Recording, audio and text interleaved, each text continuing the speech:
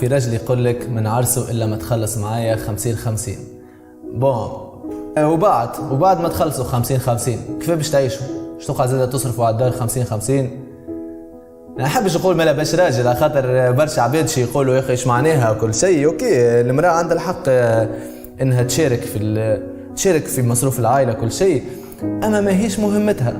وحتى في القانون في صديقي جو يكتبوا يقول لك الراجل يصرف من فلوسه والمرأة تصرف فلوسها كان هي تحب. باش تعرفوا قديش الفكرة موجودة من قبل، انه المرأة كانت تحب تخلص في الدار. نفرضوا ما تحبش المرأة ذي، مريم هذيا كان هي ما تعرفش تعرس، نفرضوا ما تحبش تعرس، ما تحبش تخلص، كيف باش يعيشها ب 50% كهو من جهته؟ دونك بالنسبة لي انا ما يحكيش على عرس الرجل هذا، مادامك ماكش قادر، شو من الاخر، مادامك ماكش قادر تعيش عائلة ب100% من عندك انت كاستعداد، فمش علاش تعرس، فمش علاش تحكي معاه على العرس.